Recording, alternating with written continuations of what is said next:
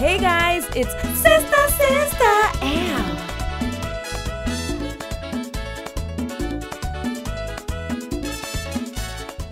Welcome back to our amazing listeners, as well as our YouTube watchers. You know what it is, season 2 of Sistah Sistah. Ow. A big thanks to our subscribers. Make sure, please hit that notification button on your preferred platform. Better yet, all the platforms, to catch up on past episodes and to get alerts on new ones. I'm Zeitlin Perez. And I'm Miss YaYa. And you already know we're about encouraging women and shining a light on queens in business, music, community, science, health, wellness, y más. Speaking as real and as Spanglish as we know how. And in season 2, we are still getting to know so many great guests, changing the game in their industries, period. Next up is Her Royal Highness. And no, it's not from England, darling. The Matatana, the only female in the Dominican Republic winner of 4 Latin Grammys, as well as Billboard Awards. Premios Cassandra and Premios Soberano, Premio Lo Nuestro, and the list goes on and on of worldwide recognition for her musical contributions. And Z, do you also know she has something that most people don't have? She has a designated day. She has her own day. November 8th is our guest's day in Puerto Rico, Dominican Republic, and New York City. Of course she does. Because she is the Queen of Merengue, Quezada.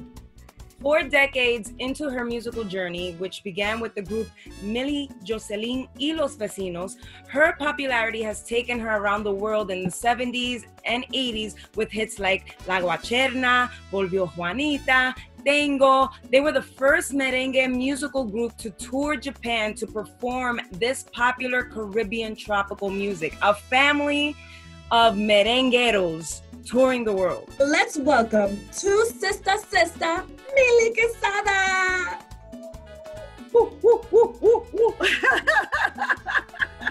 How are you in this heat, girl? So happy to see you, my friends. And I miss you, man. I miss the stage. I miss the music. Oh man, this is difícil, eh? This is hard. Thank God for Zoom. I know, we miss you too. I miss you. This is real. Now we have a heat wave, and now with this quarantine, talk to us what you've been doing. Well, not only do we have a heat wave, remember, there's something called Gustavo that's coming up the Caribbean. We need anything, come on, God, we're here, we gotta start doing more praying, a lot more clamar, because it's been hard, this has been like my sister was saying, Jocelyn was saying, God has his hand on the planet. Sit down, slow down. My other sister, my sister-in-law that lives next door says to me, the world was going on very, very fast. And I think God has put a brake on it so that everybody can kind of slow down, look inward and look up, and basically that's the process, reinventarnos, buscar de Dios, buscar ayudar al prójimo, help the other people, and be fruitful, and because it's not all about the hustle and bustle of making a buck. I've been watching a lot of interviews on different programs. I stay up till 4 in the morning. Yeah, I am a night person because 40 years in this industry makes you an insomniac, whether you like it or not. You're out at night, singing, touring at night, basically being an art. I mean, it's really a 24-hour job because interviews can start at 6 in the morning y los shows son en la noche. So I totally understand. But what, you stay till 4 in the morning watching the news and seeing all the changes going on in the world? I'm obsessed. It's changing every second, every day. It's like, mira, like you were saying, this hurricane or tropical storm that's coming. It's like, what? ¿Qué más? ¿Qué más? I give up, you know.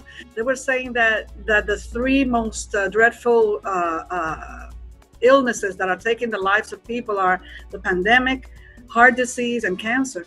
And, you know, it's every day. It's something that makes you want to go, okay, not so much ask why, but what for? Okay, God, what is it that you need us to learn about this, you know? We were given talents. We are here on earth for a purpose, because this can't be. We're not just here like animals to just eat, sleep, and multiply. We have to be here for something bigger than this, and we just got to learn the lesson. You know? We just got to learn the lesson. We have to listen, start becoming more in tune and connected. We just have to kind of, you know, chill, like you say, Z, you know, and, you know, touch base, high five, you know, share the love, and be grateful. That's another thing, you know, we got to be grateful for what we have, for who we are, for where we're at. Be grateful. In your intro, I don't know if you spoke about the new song Gracias a Ti that we have. You did? We're gonna talk about that. But you excited. We just like talking and yapping. But yes, definitely Gracias a Ti is definitely a topic that we want to talk about. That was your latest single, and is in connection to, is a gesture of how grateful we are to our frontline heroes. So, but before that, we need to talk about your whole trajectory From the beginning. You're of two Cibao natives from the Dominican Republic, Cibao. You grew up with a musical family with your two brothers and sister. How was the Quezada Borbón? Así se dice, Borbón. Growing up, I'm particularly growing up in Washington Heights, because we came from the Dominican Republic tiny. I was about 11 years old, and Jocelyn was 5 years younger. Martin, who was the original Vecinos, Rafaelito was older, my brother, who was the band leader. We came to Washington Heights, and there were no Latin people around there, very few. Today is like Santo Domingo City, right? The Washington Heights is my barrio, girl. It's like the other capital of DR. It's like, amen. But back in the day, 1967, 68, 69, 70, Puerto Ricans, maybe 4, you know, Dominicans probably 5. If you hear the dog barking, it's because probably my son didn't lock him up. It was a culture shock, to say the least, because we came from DR with no conception of what it was we were going to find here. As kids, I remember we used to watch a series on TV. The next door neighbor had a TV, so we would like sneak in and watch a series called The Naked City. The older, you are the younger generation, you're not going to remember that, but The Naked City was something that we used to watch in Spanish in DR, but it was about, you know, the city. So when we arrived, I remember when we arrived at the airport, and I just went, oh my God, Rafaelito, look at that. The streets are as big as the Naked City, and the buildings, and, you know, we were in awe. It was fun, to say the least. We needed to learn the language. We were hit with a different culture, a different upbringing that would constantly have us on a clash with our parents, because, you know, Dominican parents and Latino parents are more strict in terms of rules all around. And the schools in the United States, you know, in comparison are very, you know, the rules are easier. And so we wanted to be Americanized. You know, Rafaelito and I would start competing to learn English words. Like we would take daily to see which one would learn a list of 10 words. And it was fun. I remember having fun in summer school, because we came to the United States in April of 1965. My mother put us right in the summer school program, and then it was like, wow, we were like in awe. you know. Now, in hindsight, you know, we were extremely poor in DR. My grandmother, Edelmira Gomez Viuda Borbon, told my mother, if you don't leave and find a better future for your kids, we're going to starve here. There were hard times in DR. And so my mother was very courageous, and my grandmother too. They were the ones who took the initiative to come to this country, and it changed the course of our lives to the point that we were able not only to study, to make the group, because the group just, you know, got started in the streets of Washington Heights. We were able to go to college. We met our partners in life, married, and the group became popular, as it became more popular, forced us to choose between a normal, regular career. I wanted to be a reporter. As a matter of fact, I had started working on Channel 2, WCBS, as an intern. But the band began to grow and grow and grow. And so my husband said, you know, you have to choose. You can't be, can't have two careers or anything like that. So my passion was music, and it took a life of its own. That's amazing. That's just incredible, because a lot of people don't know all those little details of your history. Right, YaYa? Yeah, those little details of your history, of how you guys came about. And just like you said, the group was born in Washington Heights. You guys were very active in your community and in all the different programs that the city had to offer. But what was that moment that you guys say, hey, wait a minute, we could do this. Let's just go out there and be los vecinos. I think that from the get-go, and it was in the beginning of the 70s, we were just improvising. We were having a good time. You know, that's the good thing about being young. You live the moment. We were, as I said before, going through the culture shock, and the only thing we could have that would entertain us would be the music. And so even from the Dominican Republic, when we were little, we were very poor. So we would take like empty cans of paint, turn it upside down, and with 2 sticks, we would make music. We always go to whatever we had on hand. Same thing happened over here. We were nostalgic for our food, our people, our language. We felt the alienation, the isolation of being so far away, trying to learn a new culture. And we looked to music as an outlet. And we just did it very organically.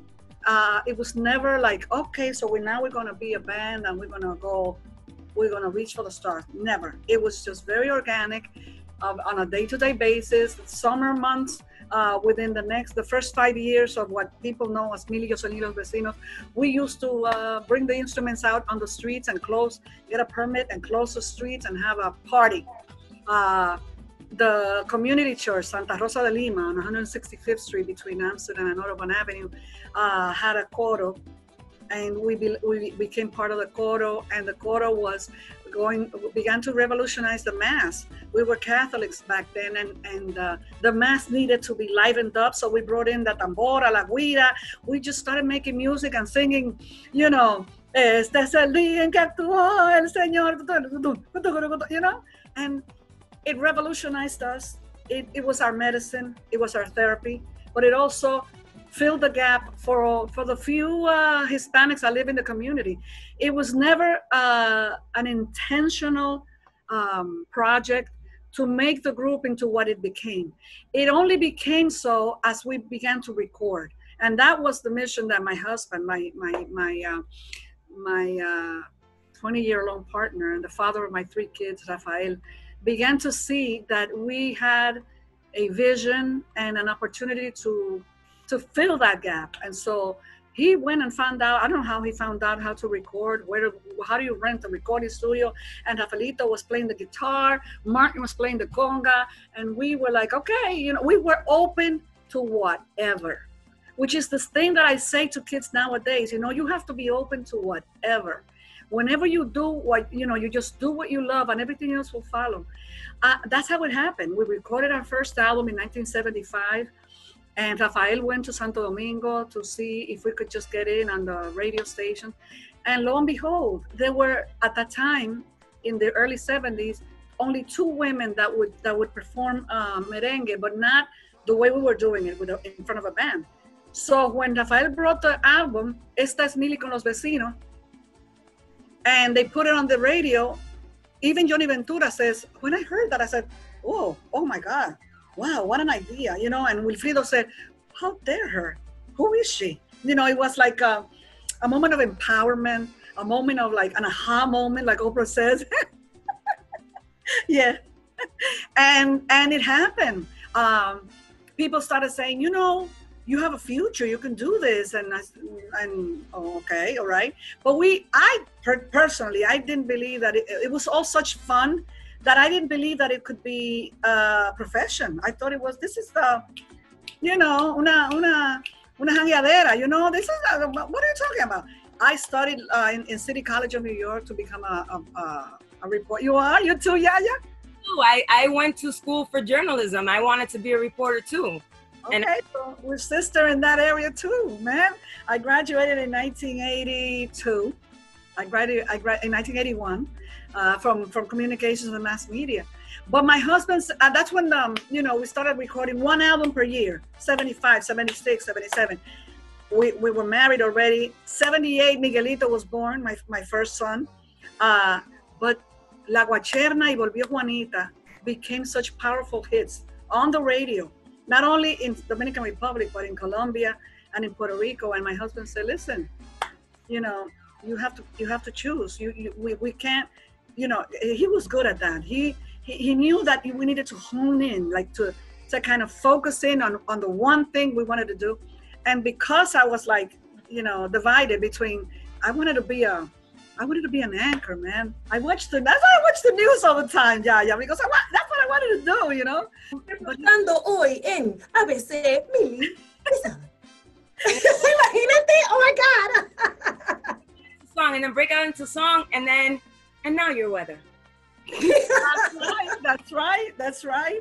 But my husband said, no, you gotta pick, you gotta choose. And I went to my heart, I went for my passion, and it's been 40 years and I'm still standing. Yes. That's so amazing and inspirational, especially, you know, because back then I feel like that's what people, I mean, it made sense for you to not do news anchor and music, because how can you tell the news if you're on tour live from Belgium right before I hit the stage? Let me tell you what's going on in Washington Heights. It would have been conflicting because I wouldn't be able to do it as well. Either one, I would have done both probably, but not as good as what's happened in my life. I've done some specials, like I've been invited to host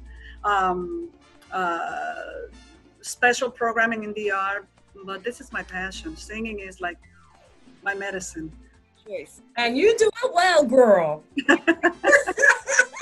The world thanks you. The world thanks you for making that choice, because honestly, can you imagine a world without Mili, Los Vecinos, and your music? Like, I can't. Especially in that time when merengue was such a it still is a male-dominated genre. So it gave you that confidence and in particular that sass to take the microphone and create the hits that you've made. Again, I always go back to the passion and the love for it. I enjoyed it so much. I still do. My husband was the one that would kind of go and find in what direction we should go. For example, first we needed to conquer DR. A lot of Dominicans think that the band was formed in DR, and no, the band was formed in Washington Heights. But it was because of his vision. He went down there because he knew merengue, Dominican Republic was the birth place of our music, merengue. So we needed to kind of get established there, and we did. Jackie Núñez del Risco of a show called El Show del Mediodía began to present us to the country, and there was that show at 12 o'clock every day was a stopper for the whole country. People in Dominican Republic to this day at 12 o'clock stop what they're doing, tune in on a TV show, or go home and they have a sit-down dinner. Unlike here that you eat whenever, wherever hunger hits you. in DR, it's sacred. And so at that moment, the whole country is watching television. And imagine Jackie Nunez saying, and now, ladies and gentlemen, we have this band from New York. They're Dominican born, but they have formed this band and they're making, groundbreaking music in merengue.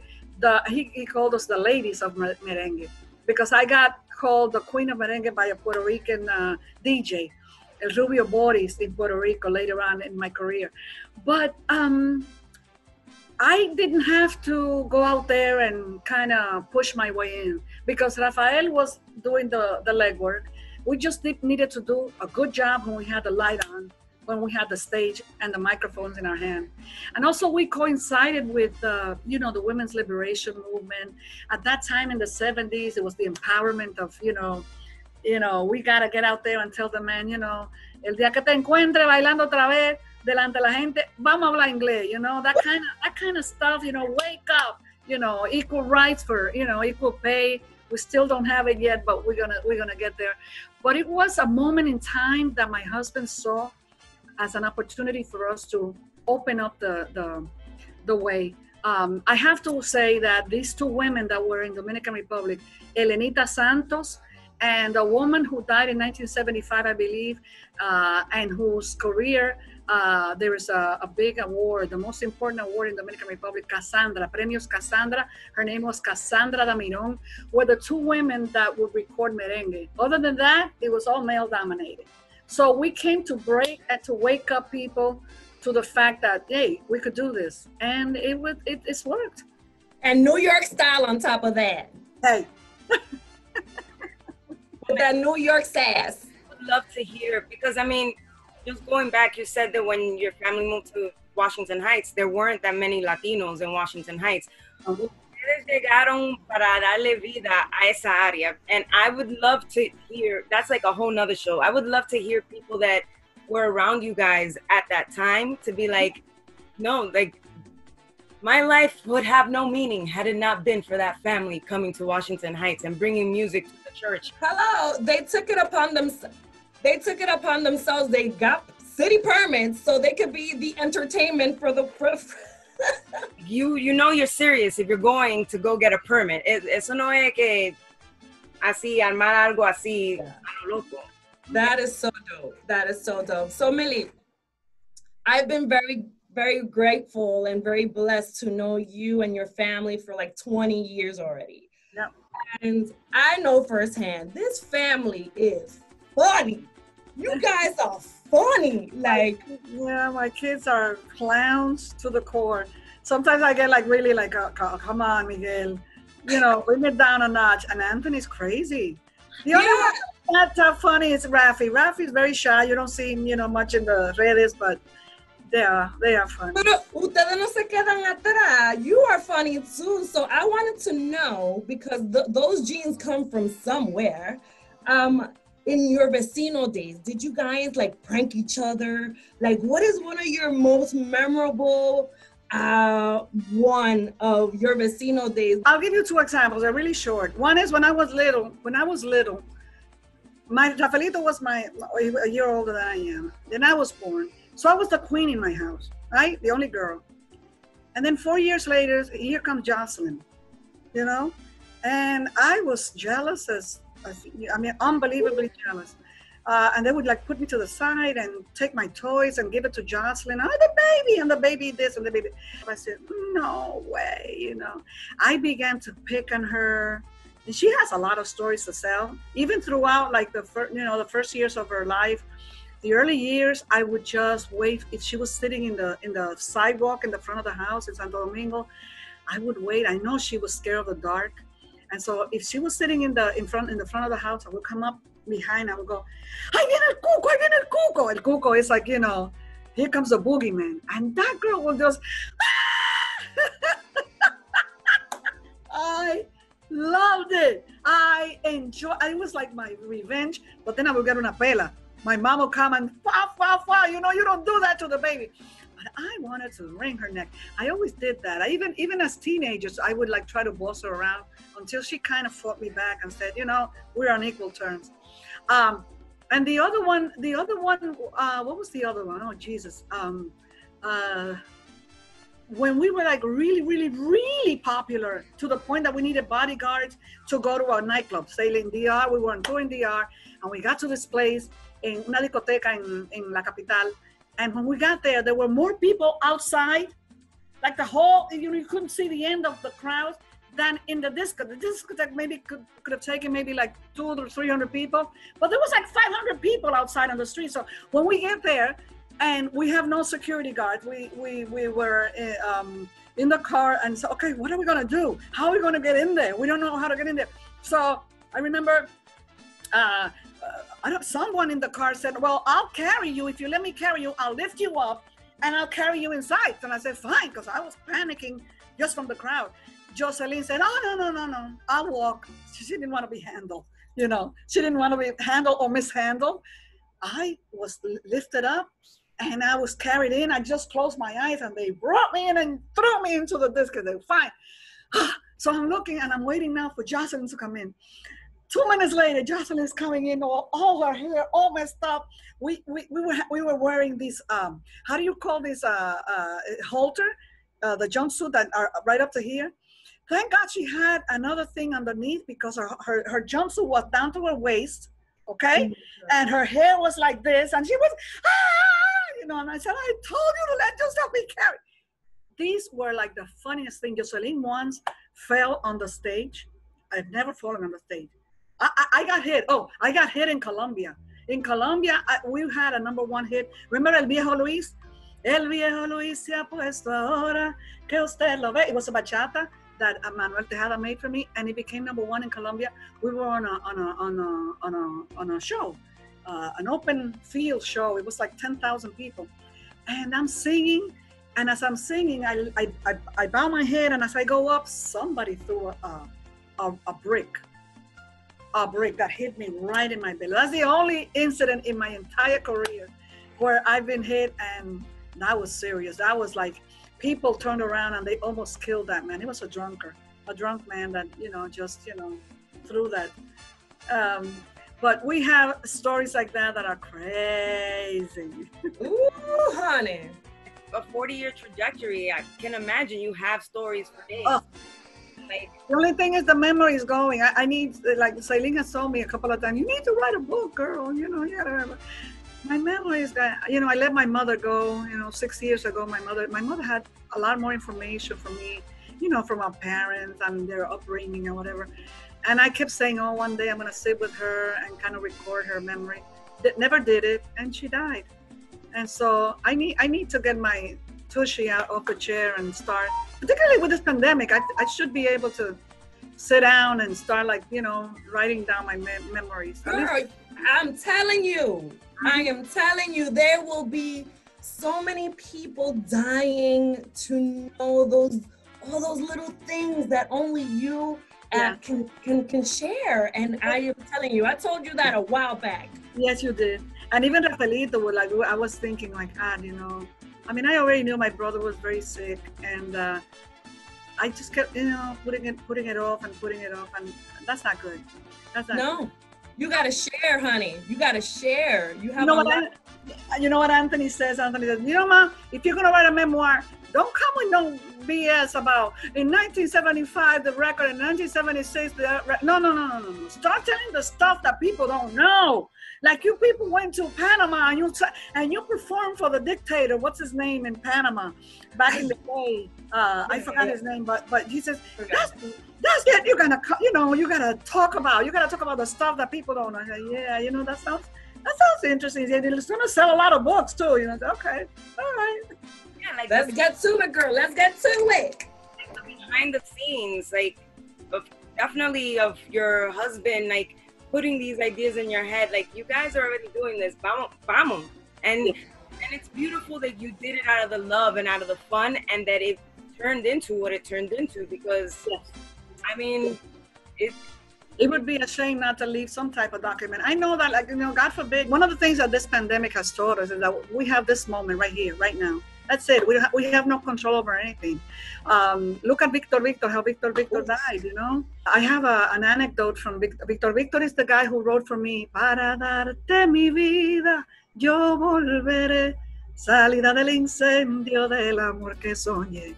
I was like taken aback when I heard that he got, you know, infected with the coronavirus, and shortly thereafter he died. But my friend, one of the record producers that in Santo Domingo, told me that he was working on an album, a musical, and he was even talking about it being his last album. He was 71 years old. He was talking about it being his last album, and it was prophetic. The fact that, you know, I think he almost finished it. Now they need to kind of, you know, package it and produce it. But wow, you know, we're here now. We don't know where we're going to be tomorrow. And it's good to have, you know, some type of, not just a musical document that people are going to have with like 34 productions, but anecdotes, you know, things that could probably not be important to some, but maybe are going to be funny to others, you know, and just leave that as a legacy. The same way you kind of fell in, I mean, you guys definitely did work to get to where you are, but initially it was just fun and you fell into it. It's the same way the book has to be for it to just organically come out, and I already want to pre-order it. Are you lining up to buy one? Where can I pre-order it? Yeah. But it needs to be, we're ready. The people are ready. I you know, I'm so grateful to God for giving me longevity in terms of my career, and to reinvent myself. I remember when I got back and Zeitlin got on board with the band. Her mom is my biggest fan, and you know, I look at their faces and they're in awe of everything that has been happening to me. I keep telling them that it's a God-given, because I always say that for every singer or for every person that has the ability to sing, there are 5 others who probably do it better than you. So there's a component of grace in my life, and of being in the right place at the right time, of you know, knowing very particular people that are very important to my life. Celia Cruz, I met her, it was amazing. For me to have, you know, had a husband who loved the music, but he was a better producer than a musician. But it was almost like he fell in place to do what he needed to do for the band. For my brother, who throughout the first 20 years of my musical career was the one that painted the identity of the music that we did. La Guacherna, Volvió Juanita, Tengo, Para Darte Mi Vida. And then along came un Henry Jimenez, right? Who, after my husband passes away, takes the music, reinvents my career, my voice, and my ability to sing with a different type of acompañamiento. A blessing. It's just blessing after blessing after blessing. Just letting God be God. I know that for a time, I didn't know that it was God that was doing this. You guys are probably, you know, embarked on this, you know, this project in communications, and you're doing it because of the love of it, and you don't know where it's going to take you. You just have to be open for opportunity and not be afraid to do what you need to do. Go for it, because I have been 40 years into my career in awe of God's grace. Man. You just gave me chills. That's like tear up. Man, I'm coming. No, and Zeitlin's been witnessing this growth for the past 20 years, being by Millie's side, being on tour with her, sharing a stage with La Reina del Merengue. Like, I mean, I still can't believe I'm on the Zoom call, but that's a whole Listen, girl. Can you imagine Daniela and Zeitlin on the stage? I can't wait for that day to come back, man. I can't wait to do it. Something like really nice. I know that, you know, Pedrito, my manager, you know, he's been talking about, you know, why don't we rent a room? Because in the Dominican Republic, the bands are doing that. You know, because we can't get together, they're renting these places. And with social distancing, of course, and with the, you know, not with the mask, but because we have to, when you perform, you have to be without the mask. Safely separated, doing an hour's worth of music and putting it on live, like La Tria. Yes. It was amazing, the experience to have recorded with these 2 incredible women of merengue music, 3 different genres. Fefita sings merengue from the country, el campo. Maridalia sings the merengue from the capital, the city, the Dominican Republic, the city. And I sing the merengue from the diaspora, which is the Dominicans who live here. So you have a combination of three women doing their thing, with Fefita just doing travesuras, unbelievable. I mean, that woman is amazing. It is, you laugh, I mean, you barely laugh. You do the laughing. It is amazing. And then Maridalia has this velvety voice, and I got what I got. And spunk, honey. Incredible. VivaLiveTV.com is gonna have it's called La Tria. You know, when you have three guys playing a guitar, you call them El Trio. So we didn't know what to call, you know, what are we gonna call it? La Tria? And then Fefita goes, I go, what is La Tria? Fefita goes, Tres Mujeres Hembra. Yeah. Oh my God, that's awesome. Your, Millie, Reina, your discography is insane. You've recorded 34 albums throughout your career in different genres, like boleros, bachata, salsa, like Zeitlin. Oh no, wait, like me. Oh, like salsa. Like us. I'm the salsa, you're the merengue, and here we are. Which has been your favorite album or genre or song that you've recorded? That's a hard question, because you know, each album is like a kid. You know, you give birth to a child, and the children come and say, "I'm a favorite." No, who's that? No, you know, the most successful ones have been the ones that people sing along, and the songs that people request in spite of time, like Volvió Juanita, La Guacherna, Solo Contigo. Tú sabes que te quiero. Oh my God, that was the first song merengue ever. And if I do a show with like biography, chronologically, that's gonna be the first song to sing. They're all important. At some point, for example, Tango internationalized Lo Vecino, and Tango is like 30 years old, and I have to sing it. She knows I have to sing it. Opening song, people are waiting for that. You know, there is no room for me to bring in new material, because they want the old stuff. You know, 34 albums, 4 Latin Grammys, and all kinds of awards, and it's been a journey of ¿cómo se dice? Zafra, you know, recogiendo frutos de tantos años de trabajo, de tanta gente que ha colaborado, tantas canciones que nos llevaron a Japón, nos llevaron a Washington, a una gala inaugural del presidente George Bush Sr., mujeres cantando merengue.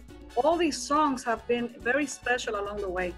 The one album that I could say was a little frustrating, only because it was brought on at a time when La Reina de la Salsa, Celia Cruz, was up there. You know, nobody could go through. I love salsa. I'm a merengue singer, but I love to go out dancing salsa. I love, you know, yes, mama. I mean, I am a salsa lover. When Luis Perico Ortiz asked me to, you know, he wanted to produce an album for me, it has songs like Ceniza. It's an album that I have with a jumpsuit with feathers. No Te Puedo Tener, it's called No Te Puedo Tener, and it's a strictly salsa album made by the one and only Luis Perico Ortiz. He engaged the best musicians in salsa, the best songwriters. You have an album there that my son Anthony says that, as far as he's concerned, that is my best production. But hey, it went, you know, it was sidetracked because Celia was reigning, and mama, nobody could outdo Celia Cruz.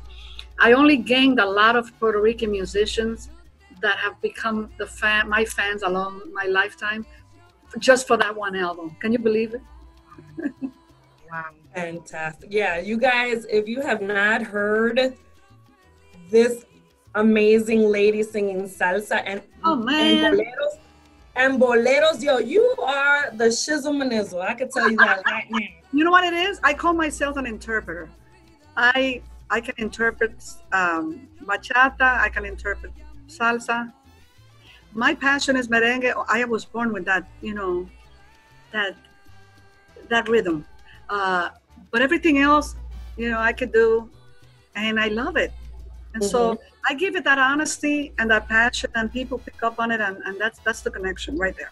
Yeah, man. That's absolutely. And it's a perfect segue to talk about Gracias a Ti. Y Tu Mundo Cambió, the bachata, have you heard it? Tu Mundo Cambió. Those are the two songs that are right here, right now, at this moment, that I would have to fight with the audience to get them to hear this stuff, because they're going to want Guacherna, Juanita, Tengo, Amanecer Parrandeando, they're going to want the oldies, man. You're like, wait, I have new amazing material that you have to hear with a message. Yeah. Come on, guys, espérate. But it's a very necessary message right now, and you signed off on it. You said, how did that come about? How did Gracias a Ti and this other track come about? Gracias a Ti just was born out of just sheer awe of how the people in the medical industries are fighting alongside the people that are infected with COVID. I continue to be in awe of how they are like 24/7 inside those hospitals. Alicia Ortega is an anchor woman in Dominican Republic, who's also my fan, made a special. She kind of dressed up like a doctor with all the paraphernalia, went into the intensive care unit just to show Dominican Republic and the audience how these medical people, intensivista,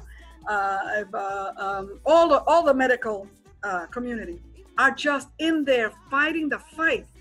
It just gives me goosebumps just to see and to think how they're putting their lives in danger and their families' life in danger, just for the love of their profession. We were talking about passion and love for what you do. Here you have a pandemic that has put the world on its knees, and there you have these people on the front lines doing this. And so the song was just born out of that. The special was called Ángeles de Blanco by Alicia Ortega. It's on YouTube, El Informe. And my son was like, Anthony was like, wow. We saw it like 3 times. And then we started documenting like on estrofas, just because you can't do a song with the whole story. You have to kind of, shrink it up to 3 verses. And that's how the song was born. We went on a weekend to his father-in-law in Long Island, and with his cellular, he filmed me singing the song. And then we had Antonio Gonzalez, the producer of the music. He did an amazing job with the arrangement. They recorded the music in the DR. We got here, got stuck in my bedroom, the bedroom that I have fixed up as a recording studio, put the voice there, went to Long Island, did the video, and I said, this is what we need to do. Alicia Keys came on CNN singing a song thanking the medical community, and I was also, I think it's called Good Job, Job, or Well Done. I think it's Well Done or Good Job. And I was like, yes, we need that for our medical teams and our medical profession. But at Tiempo de Merengue, we needed a merengue that said that. And that's how Gracias a Ti is born. And thankfully, because of that, everybody's catching on. You are doing the Gracias a Ti challenge. People are jumping on and making their interpretation of it, because it was a needed song. And thank you for that. Yeah. Yes, and I want you to sing, see, and I told Daniela too. I don't know, YaYa, you can make do you sing? What? You need to hear her sing, girl.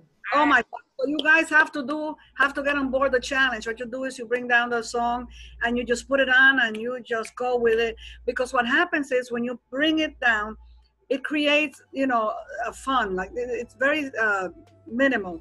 But if enough people get in and do the challenge, put it on video, I put it on Instagram, people are looking at it and they're also doing the same thing. What is happening is creating a fund for these people who are called Caminantes por la Vida. And next year, by the time we recoup all the royalties from the song, from people bringing it down, singing it, and we're constantly putting it on my Instagram and on the Instagram of Caminantes por la Vida, it's going to contribute. So it's not only thanking the community, but it's also giving back to those who don't have any means to fight cancer, So it's a good thing. It's a good thing. Well, Sistah Sistah's going to do the Gracias a Ti challenge. Yes. Yeah. Sister YaYa is going to do the challenge. Oh my God. Millie, thank you so much for meeting with us today. It was such a great, I'm so blessed to call you my friend. I'm so blessed to like experience so much, and thank you for always supporting what we do and for coming in today and talking to us. But before, we have something called the rapid fire questions. Wow. No, and I'm grateful just to be in this room right now with you ladies. No, thank you. Z, I've been getting to know Z the past 3 years. We've sung together on stage. You should hear us together, Millie. Like we are angels together. The harmony like on another. I love you, sister. I love you so much. But I'm very grateful to be on this call with you, Millie, because you're a legend. You're a pioneer. Trailblazer, all of it, yes. I get frustrated because that makes it hard for me to get a boyfriend, you know. I keep telling Zeitlin, come on, man. I don't want to be la Santa Rita de Casia. Come on, man. I want to get, I want to get to know love again. And people are kind of, taken aback with the singer. And I said, no, man, I'm cheap. I'm not expensive. I'm easy. Come on. Take me out. Wine and dine, nothing big. I know they call me royalty, but I'm good with dinner. For someone to want to love you and be with La Reina del Merengue, it's gonna take a strong guy and a strong man, and that's gonna take patience. So I'm single. Today I'm looking. Tomorrow I might not. Every day it changes. I don't know. But so we gotta put ourselves out there, though. We gotta put ourselves out there and manifest it, baby. Manifest it. But back to these rapid fire questions. So let's go. So you got 30 seconds to answer as many questions as fast as you can, and whatever comes. And you cannot say like, no, we can't. You just gotta answer it. Ready? Here we go. 3, 2, 1. Morning or night person? Night. Describe yourself in 3 words. Oh, Jesus. Merenguera, mujer, and Dominicana, I guess. Vino or bourbon? Vino, red wine. Yes. What is your biggest pet peeve? My biggest what? Pet peeve. My what? A pet peeve, algo que no te gusta, like. Oh man, when I'm singing and the monitor is not working, remember, Z, I get really nasty. I get nasty. Go.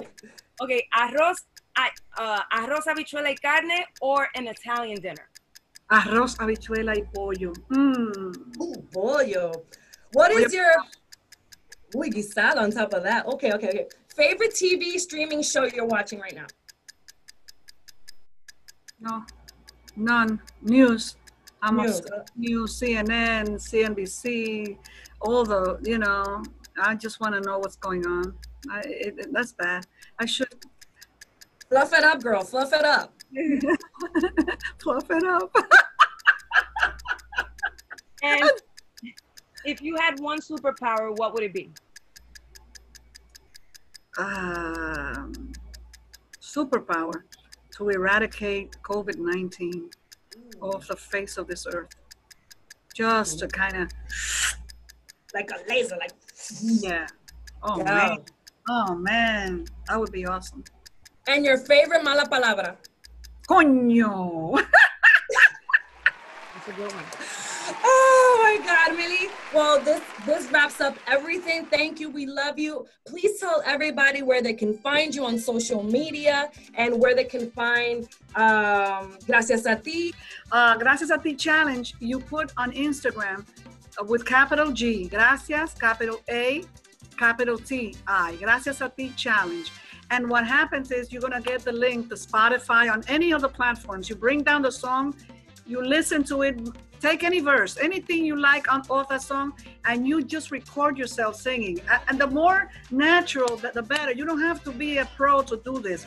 The only thing that's happening is it's creating a fun for Caminantes por la Vida. So you're going to be proactive, not just with your talent, but also with a great cause.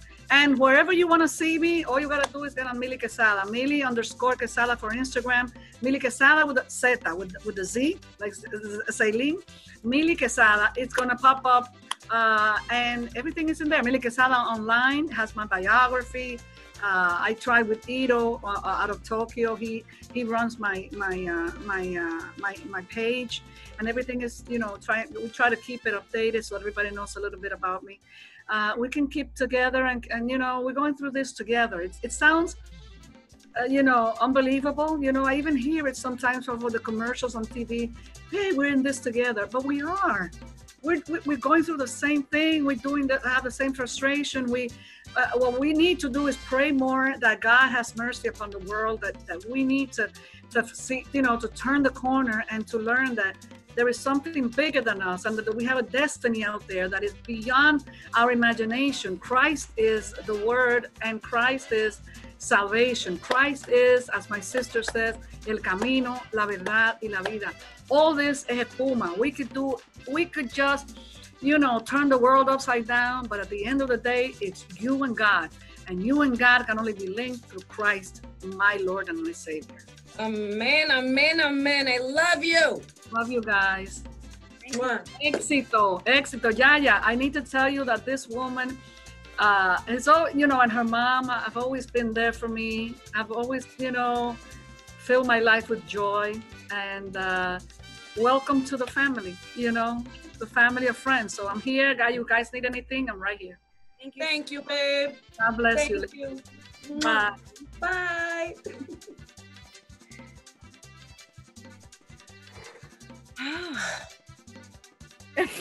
My face hurts from smiling so much. That lady, man, I love that lady. Z, I still cannot believe that I was on this call with you guys. You know her for 20 years, personally.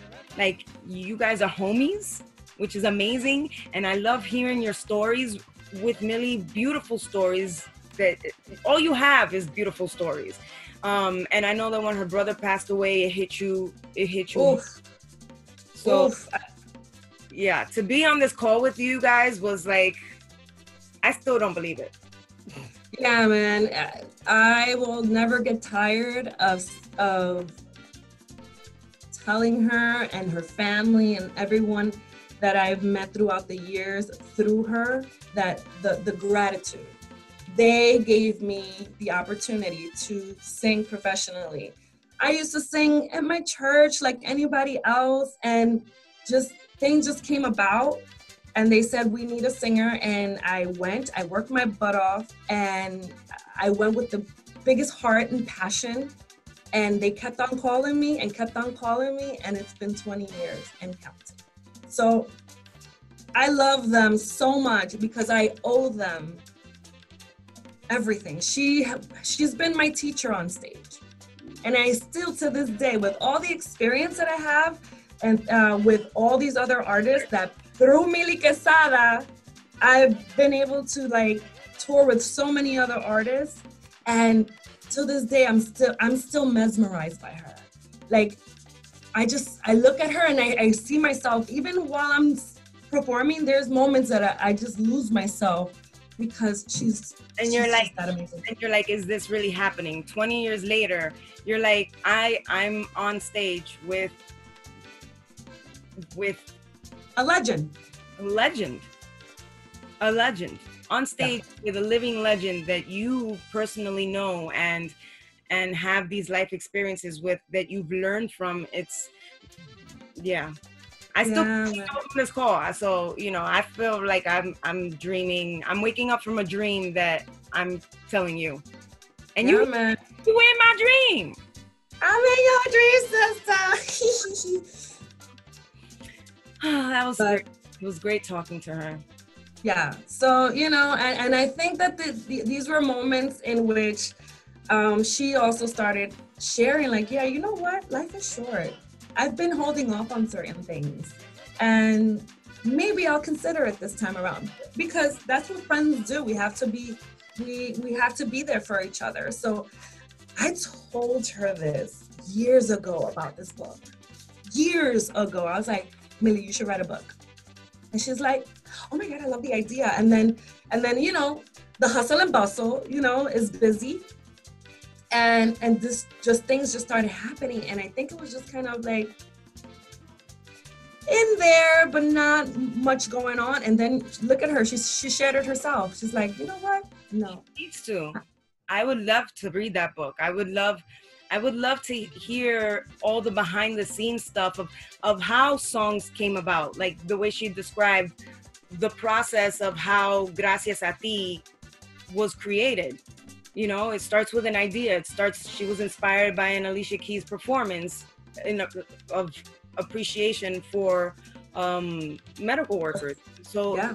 The Dominican community, the Latin community needed something like that, an original song like that. And the fact that she's made it into a challenge for people to participate is beautiful. Listen, people need to learn how, like you said, with passion, just let things ride. They just started playing in their neighborhood and they did it well, and just people just started wanting more, and they became this sensation that still exists now. So this is why people need to hear her, read about it, because that's the inspiration for people like us, YaYa, and people who listen to us that are trying to do something meaningful and discovering that passion and putting it to life. Just do it. Yeah. And she got to do it. She has so much stuff to share. And I said, girl, let's share it. Let's do it. But we are looking forward to that. So hopefully we're going to have that inside scoop. But with that, girl. Oh, it's time to wrap it up. Wrap it up. Guys, please share our podcast with everybody. You see, we are not playing around here. We are talking to top-notch people that have inspired us and definitely will inspire you. And don't you want to have your friends and family be inspired too? Share the information. Share us, because we want to be everywhere. Everywhere. You can escape us, guys. You can escape us. So might as well just look for us, follow us, and at Sistah Sistah TV or Sistah Sistah on Instagram, Sistah Sistah TV on Facebook, and all that good stuff. And then for me individually is Zeitlin Perez. And for me individually, it's the.Miss YaYa everywhere. But please make sure to follow Sistah Sistah and share it with everyone, because we're making this grow, guys. We doing this. We is doing this. Has legs. So thank you guys for tuning in. And on that note, we out. Sistah Sistah, ow.